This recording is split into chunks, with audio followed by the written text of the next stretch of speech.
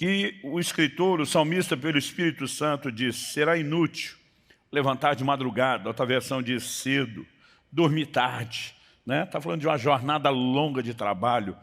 E ele diz comer o pão de dores, numa outra versão, o pão que conseguiram com tanto esforço. Porque ele diz aos seus amados, ele dá enquanto dorme.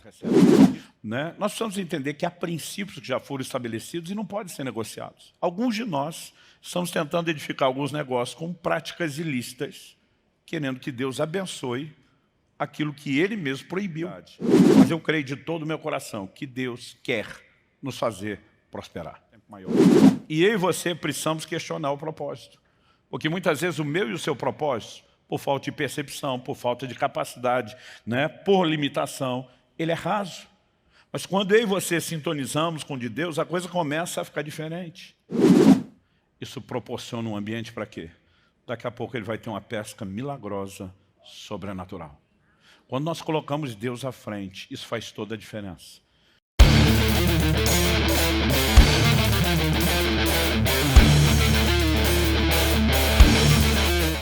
Olá, seja bem-vindo ao canal Andar no Espírito. Ajude-nos compartilhando este vídeo, se inscrevendo no nosso canal, ativando as notificações e deixando seu like para que possamos atingir ainda mais pessoas. Muito obrigado. Eu estou feliz de estar com vocês e de poder compartilhar uma palavra que Deus colocou no meu coração. Eu não me lembro exatamente quantos anos atrás, mas lá na fase inicial dos empreendedores, quando reunimos no prédio da Água Verde, Deus me deu uma palavra específica para uma reunião, eu acho que talvez a única que eu tenha compartilhado. Normalmente, quinta, sexta, sábado eu estou fora em viagem e participei de poucas edições. Os anos foram se passando e eu comecei a sentir um incômodo, na verdade, desde o ano passado, que precisava voltar a compartilhar essa palavra. E confesso que para mim foi um exercício de paciência, esperar, orando, quase 2 anos por esse momento. Então estou que nem aqueles leões enjaulados, que não via a hora de escapar e vir com tudo para cima de vocês. Espero que seu coração esteja aberto e que você receba mais do que informação, uma descarga de fé, uma provocação de Deus, porque eu creio que Deus quer que a gente viva de forma sobrenatural tudo aquilo que fazemos. Não é apenas o relacionamento com Ele, a vida familiar, financeira, os negócios. Nós precisamos viver um nível crescente, cada vez maior de intervenção de Deus na nossa vida. E o tema da minha mensagem essa manhã é negociando com Deus. Eu sei que a frase pode fazer pensar muita coisa, mas não se trata de negociar com Ele, como se nós estivéssemos entrando em alguma negociata, e sim de trazê-lo para dentro da nossa vida de negócios, de empreendimentos. Eu quero começar lendo o Salmo 127, versos 1 e 2, que diz o seguinte: se o Senhor não edificar a casa, em vão trabalham os que edificam. Se o Senhor não guardar a cidade, em vão vigia a sentinela. Será inútil levantar de madrugada, dormir tarde, comer o pão que conseguiram com tanto esforço. Aos seus amados, Ele o dá enquanto dorme. Obviamente, aquilo que diz respeito à parte de Deus não anula a nossa. Quando a Bíblia está dizendo, se o Senhor não edificar a casa, em vão trabalham os que edificam, não está dizendo que por Deus edificar, nós não deveríamos ter nenhum papel nisso. Mas que nós não deveríamos imaginar edificar a casa. E edificar a casa aqui não é assentar tijolo, não é construir o prédio, diz respeito à forma como conduzimos nossas famílias. Mas se o Senhor não participar, se nós não o trouxermos para dentro da nossa vida familiar, o nosso esforço pode resultar em nada. Depois a Bíblia diz, se o Senhor não guardar a cidade, em vão vigia a sentinela. O texto não está dizendo que porque podemos ter a proteção de Deus, que não vamos fazer a nossa parte, que não teremos sentinela. Mas querer trabalhar só com o nosso nível de vigilância, excluindo Ele, pode nos trazer prejuízo. E é depois de deixar bem clara essa ideia, que vem com vários exemplos, que o escritor, o salmista, pelo Espírito Santo, diz, será inútil levantar de madrugada. Outra versão diz cedo, dormir tarde. Está falando de uma jornada longa de trabalho. E ele diz comer o pão de dores, numa outra versão, o pão que conseguiram com tanto esforço. Porque ele diz aos seus amados, Ele dá enquanto dorme. Isso não é desculpa para a gente viver só dormindo. Outro dia vi um justificando: não, eu durmo mais para ganhar mais, porque Deus dá aos seus amados quanto dorme, quanto mais eu dormir, mais eu ganho, né? Não é bem esse o conceito que a palavra de Deus está apresentando. Paulo escreve aos Tessalonicenses e diz: aquele que não trabalha, esse também não coma. Nós temos responsabilidades, né? Quando Deus criou o homem, uma das primeiras coisas que ele fez foi dar a responsabilidade de trabalho, né? E, aliás, Deus deu ao homem trabalho antes mesmo de lhe dar uma esposa. Alguém disse que é porque ele sabia o quanto custaria sustentar a dona, mas a verdade é que Deus estava estabelecendo princípios para o funcionamento da nossa vida em todas as áreas. E, obviamente, eu creio que Deus nos criou para sermos essas máquinas de realizações, né, de produtividade. No entanto, Ele está dizendo: não trabalhe sozinho, não me exclua, me deixa participar. E Deus está dizendo: quando eu participar, o que significa não necessariamente você não fazer a sua parte, mas permitir que eu entre. Eu vou fazer coisas enquanto nem você sequer dá conta de fazer, né? E isso é uma verdade muito importante. Então, em essência, o que eu quero dizer é que o meu esforço, por maior que seja, minha dedicação, meu empenho, por maior que seja, será inútil se eu deixar Deus de fora. E Deus quer em cada área da minha vida, mas em especial nos nossos negócios. E quando falo dos negócios, eu quero falar de todo tipo de empreendimento, né? Eu presido várias associações sem fins lucrativos. A gente não tem o propósito de ter lucro ou ganho pessoal com aquilo, mas são empreendimentos que requerem de nós dedicação, trabalho, gestão, e a gente quer que a roda vire, quer que a coisa funcione. E eu quero deixar aqui tudo o que possa caber dentro dessa declaração para mim e para você. E Deus quer que eu e você possamos reconhecê-lo como não apenas parte, mas a parte determinante do sucesso nos nossos negócios. Em Deuteronômio, no capítulo 8, nos versículos 17 e 18, Deus diz: portanto não pensem, a minha força e o poder do meu braço me conseguiram essas riquezas. Pelo contrário, lembrem-se do Senhor seu Deus, porque é Ele quem lhes dá força para conseguir riquezas, para confirmar a aliança que, sob juramento, prometeu aos pais de vocês, como hoje se vê. Então Deus estava dando advertência: quando vocês entrarem na terra prometida, tiverem prosperado, não diga foi o meu braço, não diga eu sou o cara, não diga eu consegui. Deus está dizendo: você vai se lembrar do Senhor seu Deus, Ele te dá o poder de adquirir riquezas. Ou seja, Deus está dizendo: você não vai chegar lá sozinho, e eu não quero que quando chegar, imagine que conseguiu alguma coisa sem mim. Com essa perspectiva, eu gostaria de tentar chamar a sua atenção para algumas coisas que eu creio ser importantíssimas quando falamos de negociar com Deus.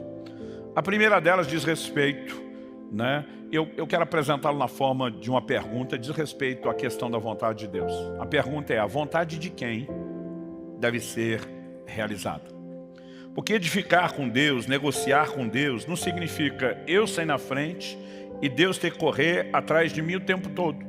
Porque alguns são mais ou menos assim: eles não oram para tomar uma decisão, eles não buscam a direção de Deus para os planos. Depois que resolveram tudo, sai, aí eles começam a ser: dá um jeito de abençoar aí, tipo, corra atrás de mim e resolva inclusive as bobagens que eu fizer por não ter consultado o Senhor. E muitas vezes nós já erramos nesse quesito de não buscar a vontade de Deus. Tiago, capítulo 4, dos versos 13 a 15, diz o seguinte: vocês que dizem, hoje ou amanhã iremos a tal cidade, negociaremos, ganharemos dinheiro, deveriam primeiro dizer: se o Senhor quiser e se vivermos, faremos isso ou aquilo. Então ele está dizendo, antes de um projeto, né, que obviamente visa o lucro, antes de um projeto que visa a sua prosperidade ser estabelecido, questione qual é a vontade de Deus. E a vontade de Deus nunca diz respeito só aos negócios. Eu vejo pessoas que mudam de cidade por propostas de emprego, e eles avaliaram, e tudo realmente no emprego, no ambiente dos negócios é o melhor. Mas não pararam para se perguntar se vai ser bom para a família, se vão ter uma igreja onde possam criar os filhos, e o resto do pacote parece que assim, né? Se for bom para as finanças, está tudo bem. Nós precisamos aprender a importância de buscar a vontade de Deus. Ontem uma pessoa conversando comigo dizia: pastor, o que o senhor considera uma das coisas assim mais importantes no ministério? Eu falei: eu vou te responder algo que não é só para o ministério, é para a vida. É viver a liderança do Espírito Santo. É andar não só na vontade claramente revelada na Escritura, aquilo que é princípio que já nos foi exposto e revelado, mas aquilo que a gente não sabe, A Bíblia não diz em que cidade eu e você deveríamos estabelecer um negócio e ganhar dinheiro, mas diz que a gente deve dizer, se Deus quiser, porque Ele tem planos personalizados. E a única forma de ter acesso a isso é através da oração, rendendo-se à vontade dEle e confiando que o Espírito Santo vai trazer direção e confirmação. Eu tenho aprendido há muito tempo que a prosperidade, ela é determinada pela disposição de obedecer à voz de Deus. Então, às vezes, as pessoas querem saber, cara, o que você fez para dar certo, né, essa área da sua vida? O que você fez para dar certo nessa questão do ministério? O que você fez naquela? Eu normalmente digo, a gente tem procurado seguir a liderança do Espírito Santo, né? Porque o que Deus quer que eu faça pode até ter resultados similares ao que uma outra pessoa foi chamada por Deus a fazer, mas não significa que nós vamos ter necessariamente os mesmos processos. E muitas vezes pode parecer confuso alguma direção de Deus. Filipe está no meio de um avivamento em Samaria, está chacoalhando a cidade de uma forma extraordinária. E a Bíblia diz que Deus fala com ele, vai para aquela estrada que está deserta, tipo que não tem ninguém. Não só não está acontecendo nada, mas não tem ninguém. A Bíblia diz que prontamente ele obedece. E quando ele chega lá, realmente não tinha ninguém parado por lá. Mas ele chega no timing correto da passagem de uma pessoa. E deixa um avivamento de uma cidade inteira por causa de uma pessoa. Ele ganha aquele etíope para Jesus. E a tradição, esse registro não está na Bíblia, mas a tradição, e há muitos registros antigos, indicam que esse camarada espalhou o evangelho por toda a Etiópia. Aquele que parecia um trabalho pequeno, ia determinar o curso não só de uma cidade, mas de uma nação. Muitas vezes nós não sabemos quais são os desdobramentos. E justamente por isso nós temos que confiar em quem sabe e viver a liderança dele. Agora, isso não vale apenas para uma direção ministerial, vale para tudo que nós vamos fazer. Gênesis, no capítulo 26, nos diz, nos versos 1 a 6, sobreveio fome à terra, assim como tinha acontecido nos dias de Abraão. Então Isaac foi a Gerar encontrar-se com Abimeleque, rei dos filisteus. O Senhor apareceu a Isaac e lhe disse, não desça ao Egito, mas fique na terra que eu lhe indicar. Habite nela e serei com você e o abençoarei. Porque a você e a sua descendência darei todas essas terras e confirmarei o juramento que fiz a Abraão, seu pai. Multiplicarei a sua descendência como as estrelas do céu e a darei todas essas terras. Na sua descendência serão benditas todas as nações da terra, porque Abraão obedeceu a minha palavra e guardou os meus mandamentos, os meus preceitos, os meus estatutos e as minhas leis. A Bíblia diz, Isaac, pois, ficou em Gerar. Era o conselho que toda a consultoria da época daria? Não.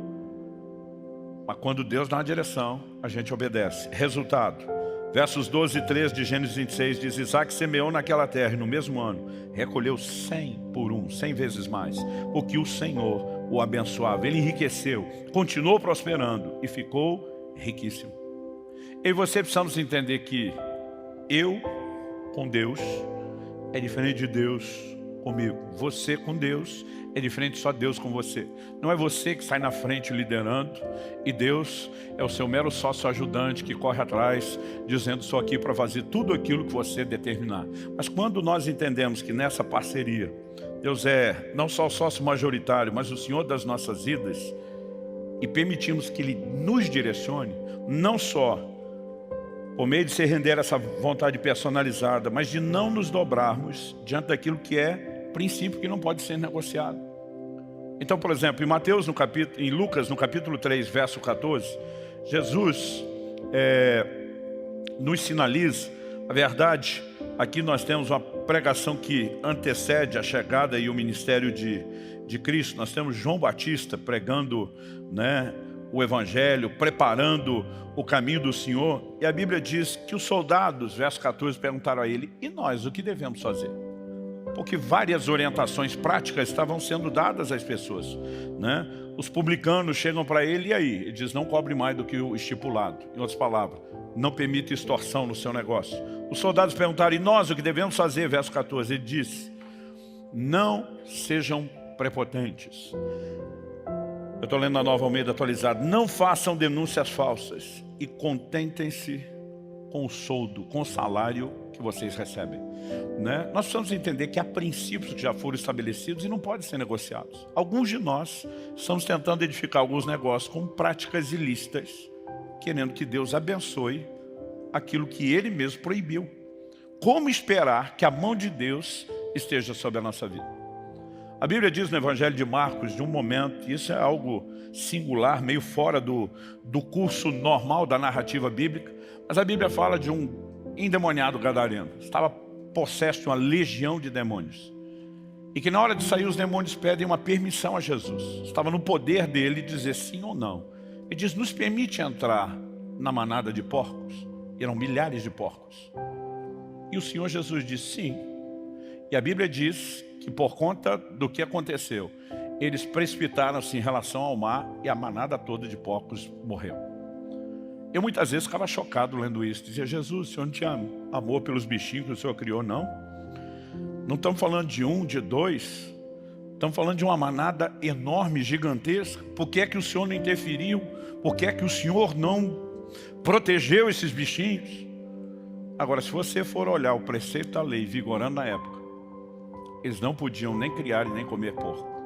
E deixa eu dizer uma coisa, Deus não tem nenhum compromisso de abençoar negócios ilícitos que são contrários à sua palavra e aos seus princípios.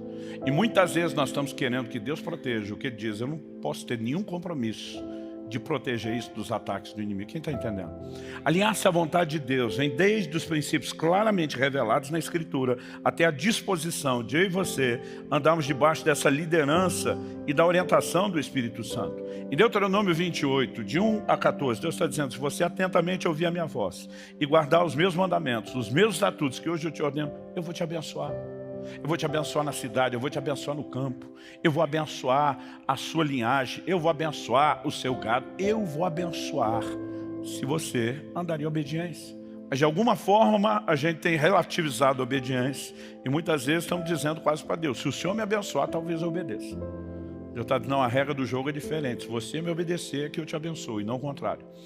E quando a gente começa firme nessa disposição, dizer vamos construir dessa forma, tudo muda. E deixa eu falar algo difícil de você digerir. Se quando Jesus diz, dai a César o que é de César, assim como ele disse, dai a Deus o que é de Deus, se não fosse possível praticar isso sem quebrar um negócio, o que Jesus falou não seria verdade, ou no mínimo não seria justo. E se alguma coisa do que ele falou, uma só, qualquer, não pudesse ser levada ao pé da letra, por que é que o resto seria? Se alguma parte do que ele falou não é digna de confiança ou credibilidade, ou vai ser colocado em xeque, ou a gente diz, não, valia para aquela época, mas não para hoje, por que é que o resto vale? A verdade é que eu e você vamos precisar de um nível de fé, de que andar debaixo da palavra e da vontade de Deus nos permite viver de forma extraordinária, sobrenatural e a intervenção de Deus. Quem está entendendo, diga amém. Segundo lugar, outra pergunta, o propósito de quem deve ser alcançado? Pastor, o propósito e a vontade não é a mesma coisa? Não. Eles muitas vezes se mesclam, se misturam nesse trajeto, mas é muito importante que a gente entenda a vontade como um plano previamente estabelecido. E no meio desse processo, onde todos nós vivemos em sujeição ao governo de Deus, ao seu senhorio, Deus tem aquilo que nós vamos chamar de um plano personalizado. E o propósito dele na vida de um não é necessariamente igual àquilo que ele tem na vida de outro. E nós não podemos viver nos comparando.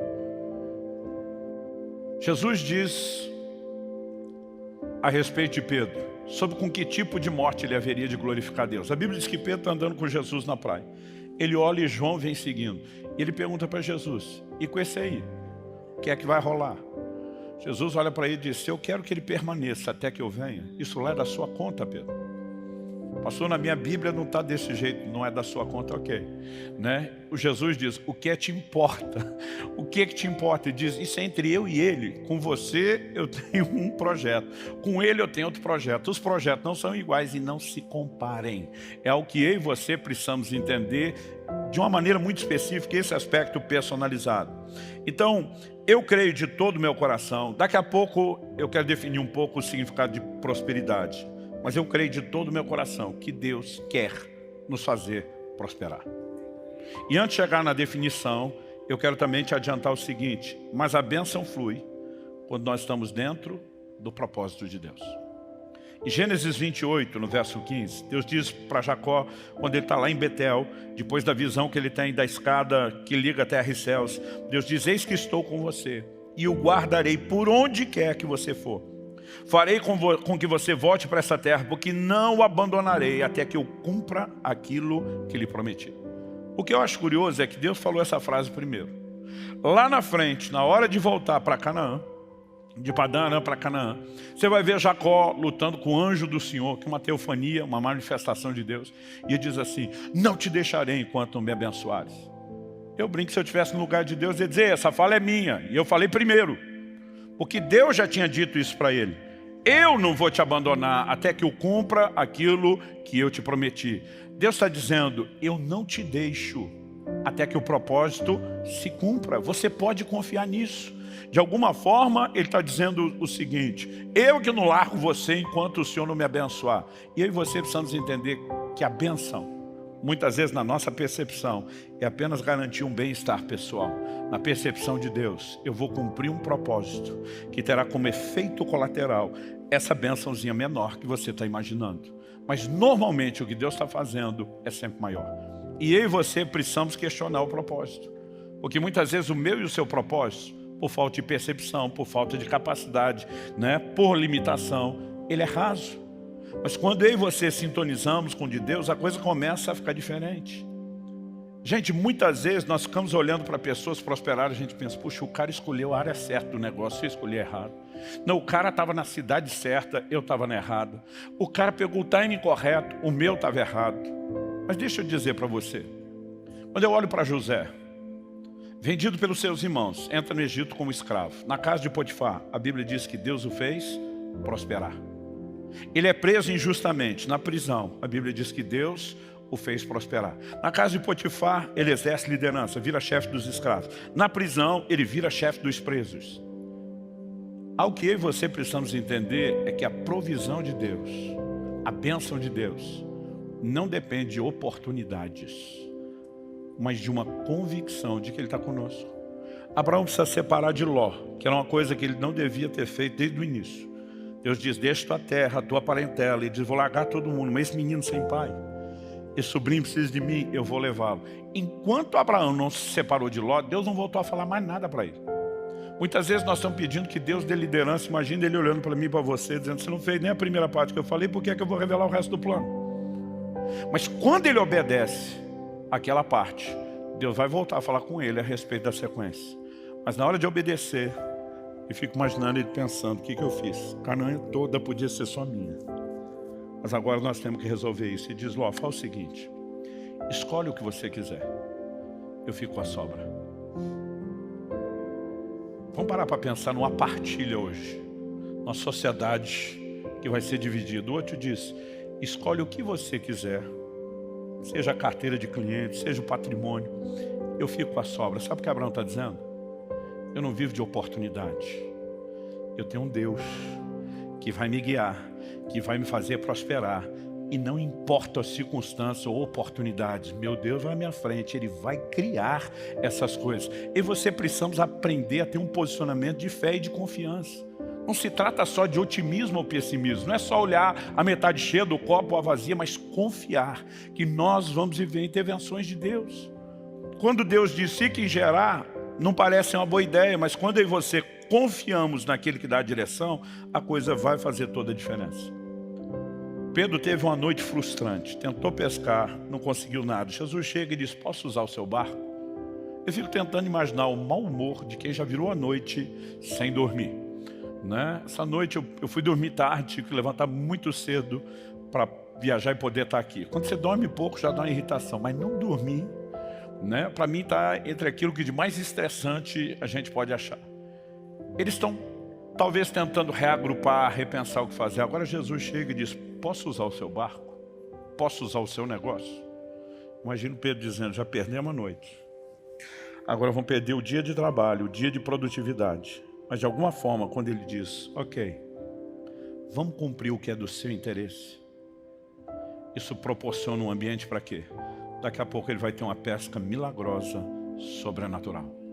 Quando nós colocamos Deus à frente, isso faz toda a diferença.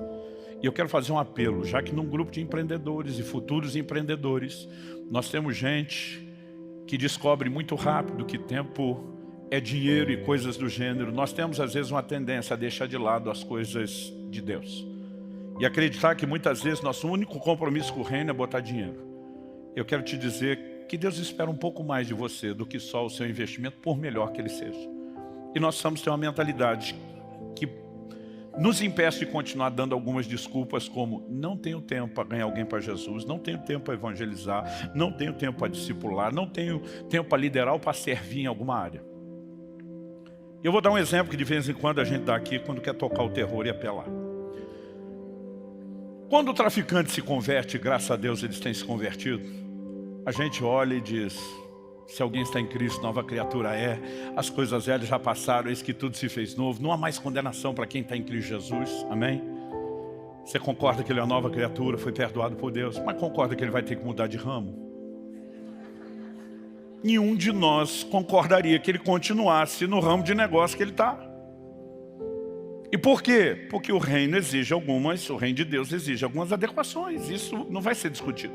Quando a garota de programa se converte, graças a Deus elas têm se convertido, nós vamos dizer a mesma coisa. Se alguém está em Cristo, nova criatura é, as coisas velhas já passaram, eis que tudo se fez novo. Não há mais condenação para quem está em Cristo Jesus, mas você também concorda que ela vai ter que mudar de prestação de serviço? Nenhum de nós vai discutir isso. Porque para nós é claro, você agora entrou no reino de Deus e tem que se adequar aos padrões do reino. Agora, minha pergunta aos muitos empreendedores, que em 3 décadas de pastorado estão entre o grupo, que eu mais ouço dizer que não tem tempo para as coisas de Deus, é por que eles têm que se adequar ao reino de Deus e você não?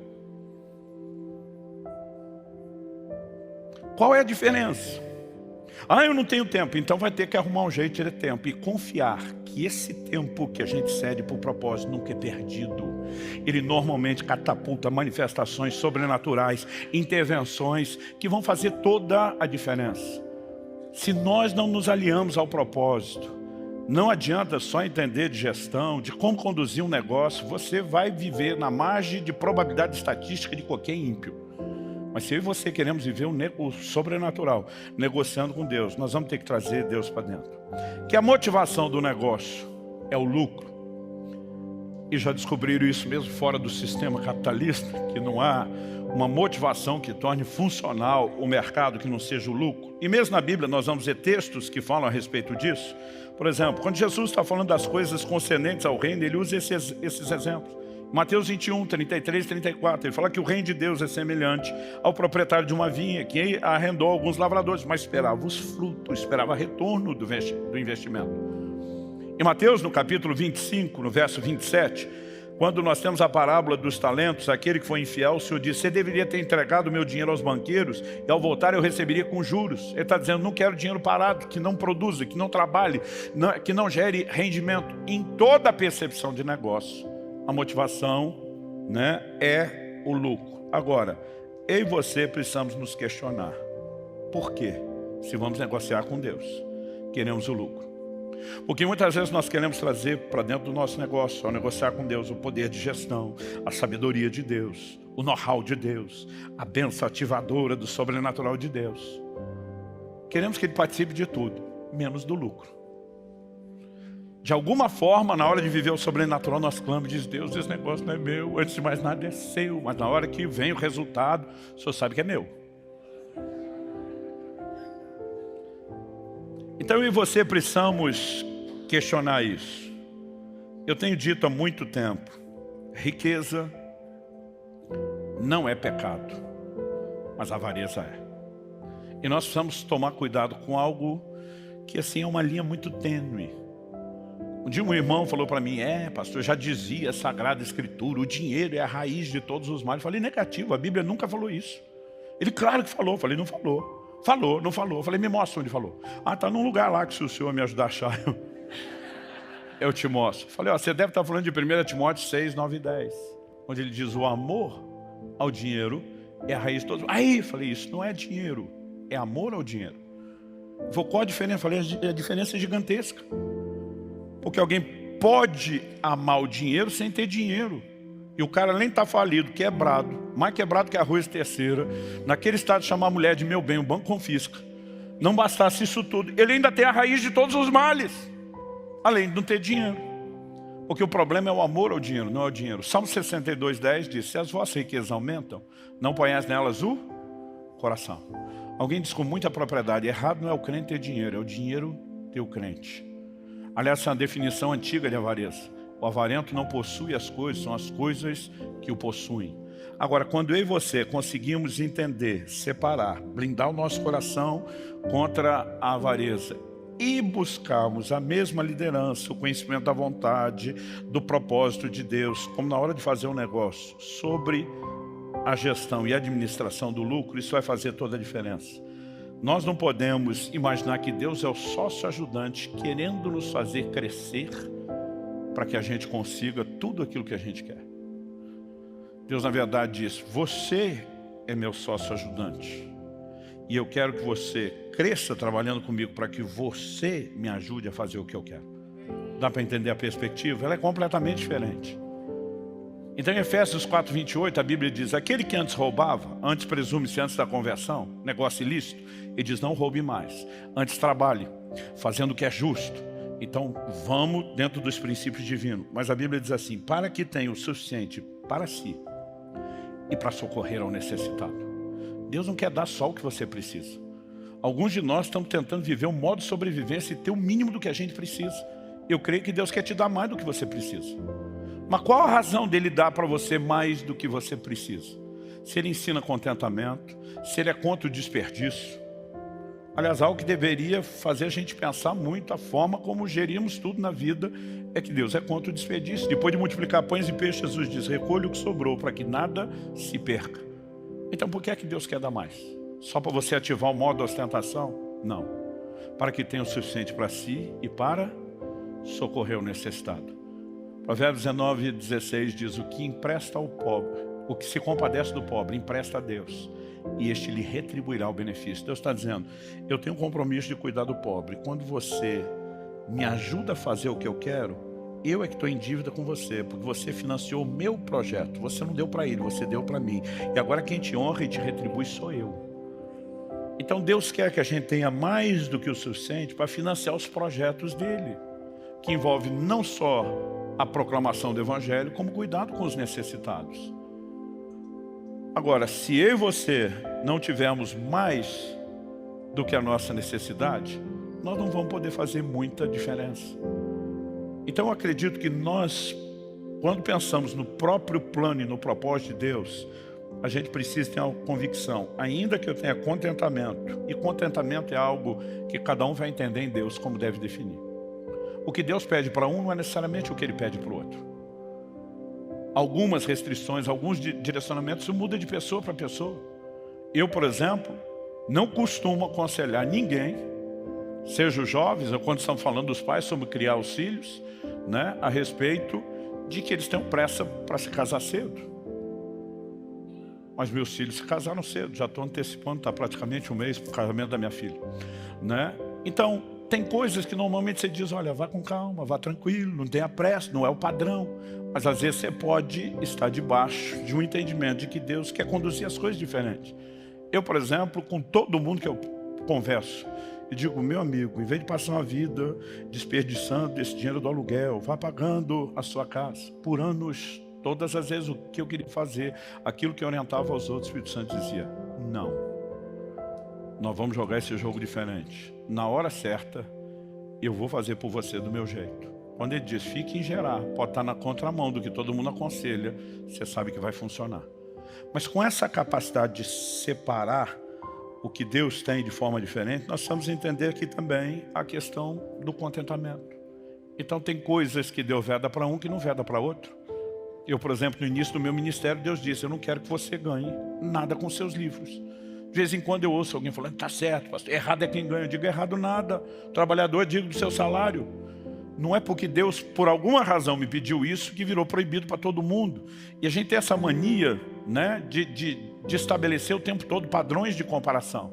Eu volto lá na questão de entender o propósito de Deus. A medida de contentamento, ela pode mudar de um para o outro, inclusive aquilo que Deus pede de nós. Mas que uma hora aquele teto tem que ser alcançado, tem. O que a gente não pode é viver sem medida de contentamento. Eu sempre falei para todo mundo, eu não faço a menor questão de ter uma casa na praia. Outro dia alguém falou, o senhor não gosta de praia? Eu falei, não, eu uso a sua.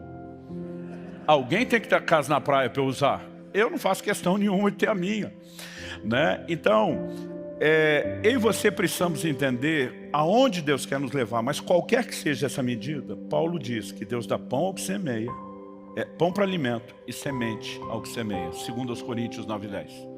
Então uma parte do que eu e você ganhamos é pão. Deus está dizendo, isso aí você tem direito de comer, é a sua cota, e o resto, semente. Deus diz, essa é a minha parte, e você não vai ficar com aquilo que é minha parte no negócio. Quem está entendendo?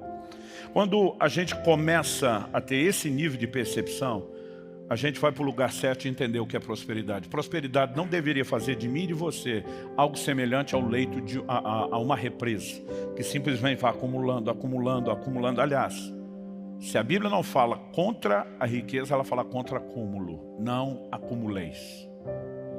Prosperidade, no entendimento bíblico, deveria ser fazer de mim e de você algo semelhante ao leito de um rio. A água entra, a água sai. Nunca para de entrar, nunca para de sair. Quem está entendendo?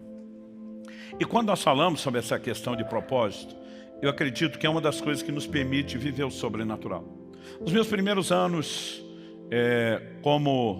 como pastor, morava ainda em Guarapuava, aqui mesmo no interior. E eu me lembro de um dia que eu estava conversando com um irmão, e era simplesmente curiosidade. Eu falei, cara, você é um engenheiro agrônomo, trabalha com plantio, como que funciona a gestão de produtividade? E ele começou a me mostrar o tipo de programa que ele tinha, o que não, o que controlava, o que não, desde em cada área do plantio, eles controlam a quantidade de chuva, o tipo de insumo que se coloca, se a terra tem necessidade de alguma reposição, como calcário, e ele está lá me explicando. Ele falou, com isso, a gente vai conseguindo mapear pelos resultados o que faltou, o que ajudou, e nós vamos mudando. Ele falou assim, e ano após ano a gente consegue ir subindo produtividade. Eu lembro que naquela hora me deu um impulso do Espírito Santo. Eu falei, você tem alguma meta? Ele falou, tenho. Ele falou, minha meta é tanto... Eu não me lembro agora se era por alqueire ou por hectare, mas esse nível de produtividade. Falei, você alguma vez já chegou lá? Ele falou, ainda não, nem nas melhores áreas, mas todos os anos nós estamos crescendo. E é possível que daqui a alguns bons anos a gente consiga bater essa meta. Na hora que ele falou isso, o Espírito Santo falou comigo, pergunta para ele qual é a pior área de todas. Eu falei para ele, qual é, no seu mapeamento, a pior área? Ele falou, essa aqui. Eu falei, por quê? Ele falou, meu amigo, todos os técnicos têm dificuldade de chegar a uma conclusão, um consenso. Porque, tecnicamente, ela é uma área mais perto d'água, que deveria ter um solo melhor. Outros dizem que pela baixada pode ter o efeito de erosão. E ele começou a dar N explicações. Ele falou, enfim, essa aqui é a pior área. Eu falei para ele, quanto tempo nós estamos daqui lá? Ele falou, pastor, pelo menos uns 40 minutos. Ele falou, você tem tempo? Eu falei para ele, você tem tempo? Ele falou, falei, para ir lá e voltar. Ele falou, por quê? Eu falei, eu quero orar naquela área. Ele falou, bora. Eu acho que ele já percebeu alguma coisa fora do comum. A gente nunca tinha tido uma conversa como essa. E quando nós estávamos chegando, eu falei, antes de eu orar, deixa eu te dizer qual é o acordo. Porque se você não aceitar o acordo, eu não oro. Aí ele falou, ok, qual é o acordo? Eu falei, sabe aquela meta que você nunca alcançou no resto da produtividade? Ele falou, sei. Eu falei, eu vou orar para que essa pior área passe a meta. Então, não tem como você não ver que vai ser Deus. Porque aquilo que você não conseguiu na boa, vai acontecer na ruim. Agora, o que passar do seu alvo é de Deus. Ele fechado. Eu falei, rápido assim, não vai nem pensar. Ele falou, pastor, eu nunca cheguei na meta nem na parte boa. O senhor está dizendo que eu posso chegar na meta na ruim? Quem está no lucro sou eu. Eu falei, não pense assim que isso vai te atrapalhar. É você e o sócio. É lucro para os dois lados. Ele falou, fechado. Eu ajoelhei naquela terra. Eu fiz uma oração. E naquela colheita, aquela área estourou aquele recorde que nunca tinha alcançado em lugar nenhum. Alguém falou para mim, pastor, porque não orou na fazenda inteira. A direção de Deus era aquilo, eu creio que era muito mais uma lição.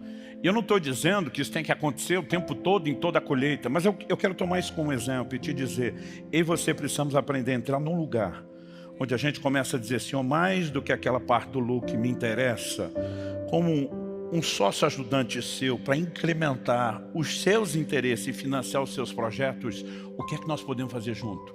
Como que nós podemos romper? Como nós podemos ir além? Quando nós estávamos na fase de reforma do prédio, depois de desfazer de tudo que eu tinha, chegar até o limite, não tem mais nada para ajudar isso aqui, eu comecei a orar. E falei, o Senhor é o Deus que fez render aquela fazenda, aquela parte ruim, extrapolar o recorde, me dá condições de ganhar dinheiro, me dá alguma ideia, me dá alguma coisa que eu nunca tive, né? A capacidade de gerar recursos para que eu possa colocar mais. Eu quero pôr mais, eu não quero parar aqui. Enquanto eu orava por isso, não foi no primeiro dia, não foi na primeira semana, não foi no primeiro mês, mas eu fiquei insistindo. Eu lembro do dia onde o Espírito Santo falou de um projeto antigo que eu tinha, e ele sempre me dizia, não é a hora. E ele me disse, chegou a hora. Comece a gravar os cursos online. Ele diz, diferente dos livros, eu estou te dando isso, esse dinheiro é seu, você faz o que você quiser. Eu falei, é tudo que eu preciso, que o Senhor me dê uma fonte de renda e que o Senhor me dê condições.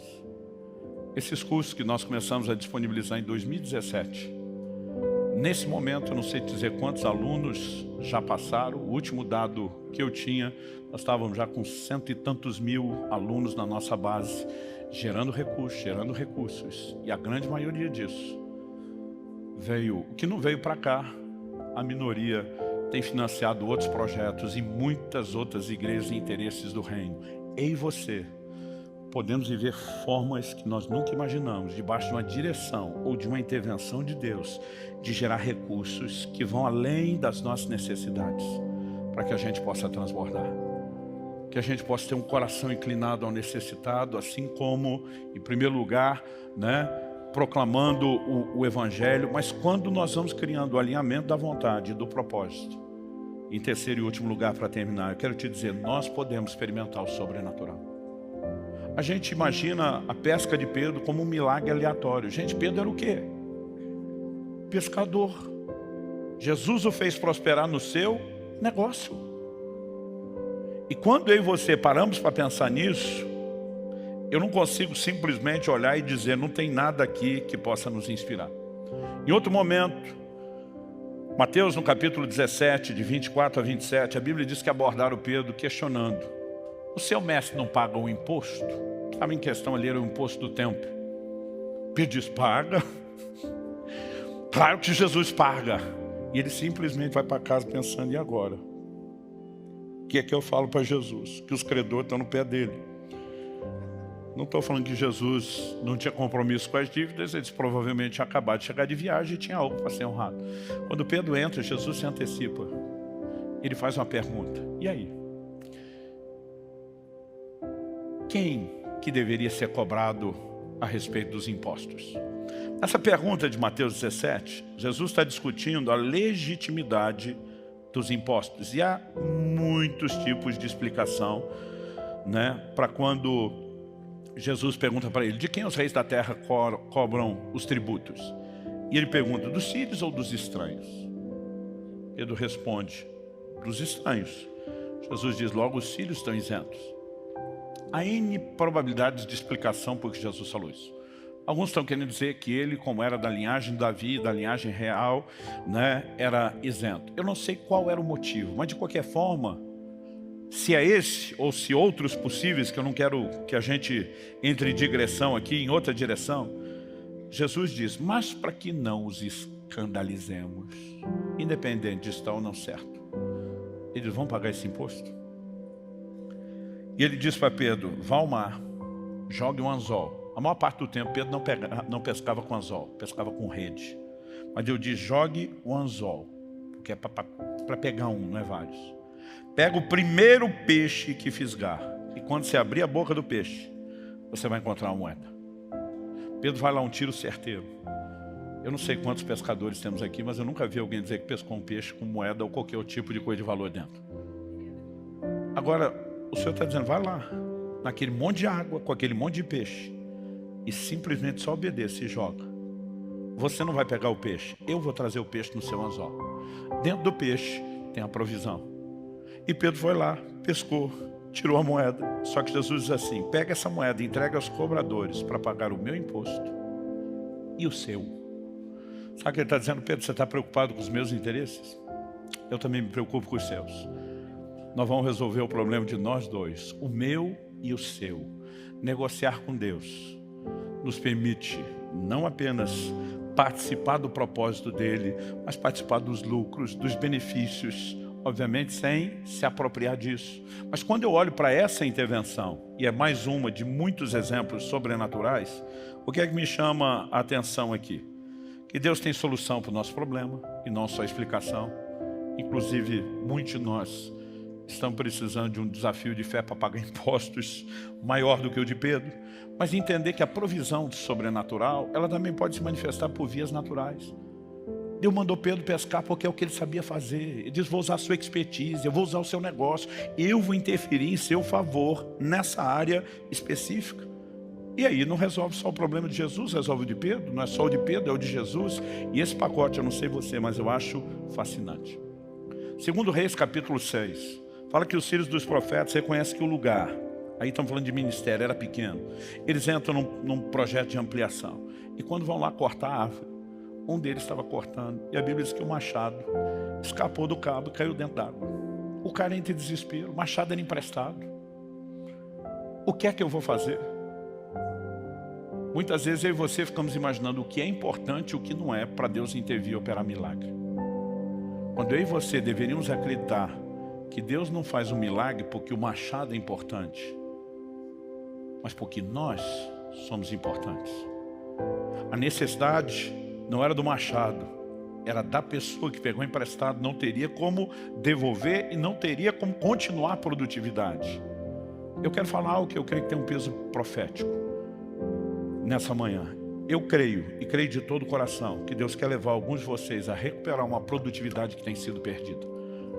Coisas que pararam, e não estou falando só de efeito de pandemia, coisas que se interromperam, coisas que foram paralisadas. O Eliseu diz, onde é que está onde é que caiu? Diz, foi aqui. Ele pega o cabo, lança na água, e a Bíblia diz que o machado flutuou. Gente, na minha cabeça era mais fácil de eu dizer, vou abençoar a sua pineia, você mergulhar até conseguir achar e você trazer de volta. O machado flutuar faz sentido para você? Irmão, milagre nunca faz sentido. Milagre é milagre. E se fizesse sentido, não era milagre. Mas nós podemos viver intervenções sobrenaturais. E eu creio que nós estamos nos aproximando de um tempo onde Deus quer despertar o nosso coração, a nossa fé, nos levar a um lugar de alinhamento e dizer, eu não vou apenas aumentar a minha parte do lucro enquanto sócio dele. Eu quero ajudá-lo a aumentar dele e cuidar dos interesses dele. Eu também vou ser beneficiado, mas vou ser beneficiado com o coração alinhado ao dele, agindo da forma correta, entendendo quais são meus limites e não só preocupado em não avançar no que é dele, mas usar e administrar bem aquilo que é dele. Agora, a pergunta a ser feita é, se é possível a semelhança de Isaac, colher em tempos de crise, será que eu e você vamos só sentar, chorar e reclamar que nós estamos num momento econômico de pós-pandemia, que tem uma guerra ou possíveis outras afetando o cenário, ou que as eleições não aconteceram do jeito que nós esperamos, então agora é só esperar o pior? Eu e você podemos trabalhar com toda a previsibilidade humana necessária, mas eu e você podemos entender que nós podemos viver resultados que ninguém mais tem, porque eles não têm o sócio que eu e você temos, porque eles não entenderam a bênção, o privilégio, a honra, a alegria que é de negociar com Deus. E eu quero terminar fazendo duas coisas. Em primeiro é provocar a sua fé e a sua resposta a esse lugar. Se Deus abençoou um Potifar, gente, que era um senhor ímpio, por amor a José, que está lá só como escravo trabalhando. Você já parou para pensar o que ele não pode fazer pelo negócio de José? Eu não sei você, mas minha fé fica empolgada. Se o ímpio para quem nós trabalhamos pode prosperar por causa de nós, e quando nós, com o mesmo coração e disposição, estamos dedicando a servir ao Senhor, por que não podemos viver intervenções extraordinárias? No Salmo 114, do verso 12 ao 15, tem uma oração que eu faço desde a minha adolescência. Que os nossos filhos sejam na sua mocidade como plantas viçosas. Que as nossas filhas sejam como colunas esculpidas para um palácio. Que os nossos celeiros transbordem, cheios de todo tipo de provisões. Que os nossos rebanhos produzam a milhares e a dezenas de milhares em nossos campos. Que o nosso gado seja fértil e as vacas não percam as suas crias. Não haja gritos de lamento em nossas praças. Bem-aventurado o povo a quem assim sucede. Sim, feliz é o povo cujo Deus ou cuja nação é o Senhor. Normalmente a gente fala da nação cujo Deus é o Senhor, só falando de gente que professa fé. Aqui a Bíblia está falando de um povo que experimenta as intervenções de Deus na sua casa, na sua família, nos seus negócios, que está alinhado ao propósito, que vive o sobrenatural. E ele vai dizer, feliz é a nação cujo Deus é o Senhor, é quando Deus é o sócio para valer, e está presente, e participa, e faz diferença. Mas não é algo que a gente apenas professa nominalmente. Agora você consegue imaginar se um exército de nós começar a viver os seus negócios como sócios de Deus, o impacto que nós podemos produzir na nossa própria economia e na economia do país? Eu acredito que está chegando um tempo onde Deus vai cumprir aquilo que é repetido nas Escrituras. Ele vai tirar do ímpio para depositar na conta do justo. Mas não vai ser qualquer justo. Deus está procurando os bons mordomos. Deus está procurando aqueles que decidiram negociar com Deus, dizendo, se o Senhor não edificar a casa, em vão trabalhos que edificam. Se o Senhor não guardar a cidade, em vão vigia a sentinela. Inútil vos será levantar cedo, repousar tarde, comer o pão de dores, porque aos seus amados Deus dá enquanto dorme. Eu quero lançar um desafio para você. Eu sei que muitos de nós estamos em fases, estágios de maturidade diferentes. Nós temos aqui gente nova convertida, nós temos gente que está servindo a Deus há muito tempo. Nós temos gente que já tem um certo entendimento da palavra, outros estão ainda no início de um processo de aprendizado e discipulado. Gente que já teve muita experiência com Deus, gente que ainda não. O que eu estou falando não é para um grupo ou outro. Talvez a forma como cada um de nós podemos viver isso seja diferente. Até porque os propósitos não são iguais. Mas que nós podemos viver o sobrenatural, nós podemos. Como em Mateus 6, Jesus aconselha descrição, inclusive a respeito de como doar. Eu faz muito tempo que eu tomei uma opção, até porque a nossa vida acaba se tornando muito pública, que às vezes não dá testemunhos demais de coisas que estamos experimentando e vivendo, porque em alguns casos você pode ser bom entendido se não tiver explicação demais, e eu não gosto de dar explicação demais. Mas tem sido tão precioso, tão extraordinário ver o que Deus pode fazer, a maneira como Ele pode prover recursos para que a gente coopere com os planos dEle. Eu acabei de voltar de 2 semanas em Portugal. Nós inauguramos a nosso alcance em Braga, no norte de Portugal. Eu fiz uma oração a Ti, Deus, eu gostaria de voltar. Entre outras coisas que eu quero fazer e ajudar esse trabalho lá. Eu gostaria de voltar deixando pelo menos 1 ano de aluguel pago, adiantado. O tempo todo eu tenho orado para Deus. A gente olha aquela outra igreja, aquela outra na outra cidade, aquela. O que é que eu posso fazer? O que eu posso? E tem hora que Deus diz, eu quero que você invista nisso. E tem hora que eu falo para Ele, eu posso te pedir isso? Mas sabe, é gostoso demais você poder experimentar o tempo todo intervenções divinas. E eu voltei feliz que só, que todas as metas dos nossos desafios, dos milhares de euros que precisavam ser deixados lá, foram deixados. Deus tem feito o tempo todo coisas extraordinárias. Eu falo para Ele, é top demais esse negócio, é muito empolgante. E eu quero te encorajar. Eu sei que o que eu falei com aquele agricultor naquela ocasião, era uma palavra específica para ele, não era para todo mundo. Mas isso não significa que eu e você não possamos orar dizendo, Senhor, eu não alcancei a meta, que é o suficiente para a minha necessidade, mas eu preciso passar da meta para ter além das minhas necessidades e transbordar e cooperar. A minha pergunta é, o fato de não ter uma palavra específica significa que sua fé não possa ser provocada por Deus e que você não possa buscar isso? Também não.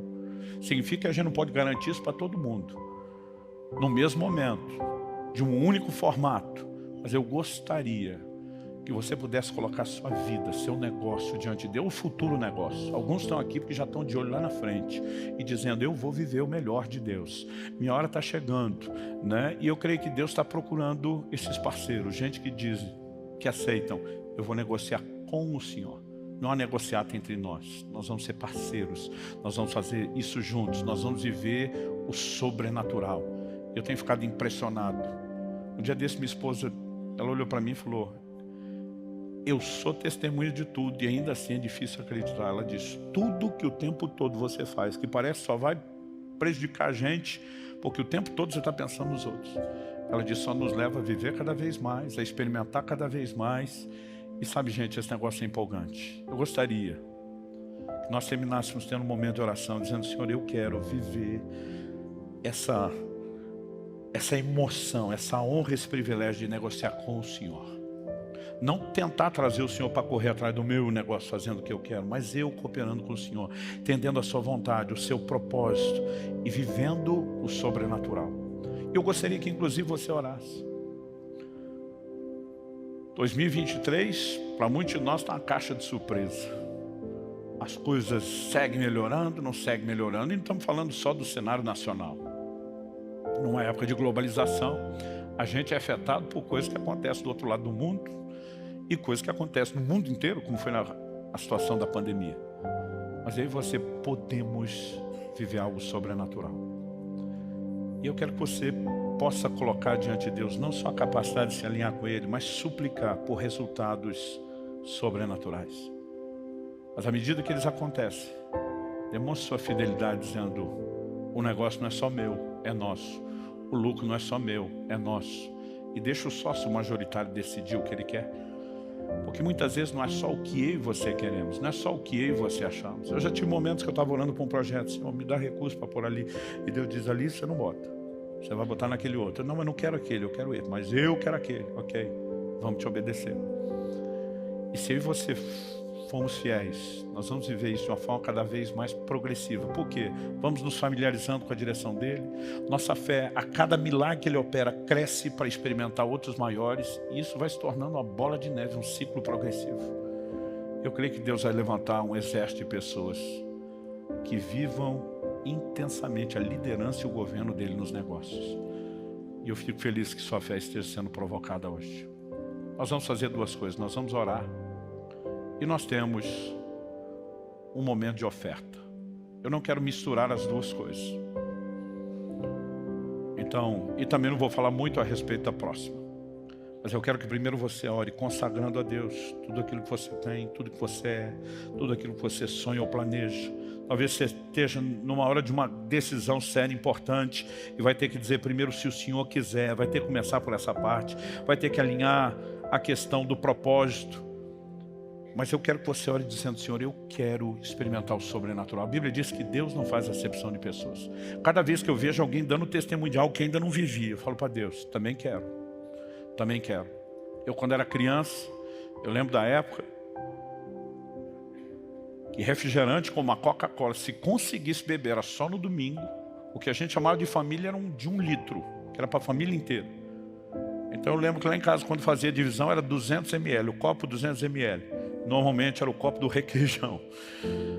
Eu e meus irmãos, a gente colocava o copo um do lado do outro, mamãe ia colocando e a gente fiscalizando. Não, pôs mais para ele, põe aqui. Não, e o outro falava: agora passou o dele. E aí, mamãe tinha que fazer aquilo. Ninguém queria sentir menos que o outro. E eu falo para Deus: até hoje eu sigo o treino. Quando eu vejo o copo do outro mais cheio, eu digo: também quero. E eu e você precisamos acreditar que ainda que ele tenha propostas diferentes, propósito diferente, corrigindo, ele não tem um amor diferente. Cada um de nós tem todo o direito de viver o sobrenatural e a intervenção. Elas não precisam ser iguais, mas nós vamos viver essas declarações, Deus dizendo: eu intervenho, você não está sozinho, nós estamos juntos, você chama a minha atenção, eu ouço a sua voz e eu quero que você ouça a minha. Gente, isso é empolgante demais. Eu quero que você realmente possa crer nisso e orar dizendo: Senhor, eu quero negociar com o Senhor, não mais sozinho, por melhor que eu seja, mas com o Senhor. E depois de você fazer isso, nós vamos rapidamente ter um momento que é parte do nosso culto e da nossa adoração a Deus, que é uma oferta.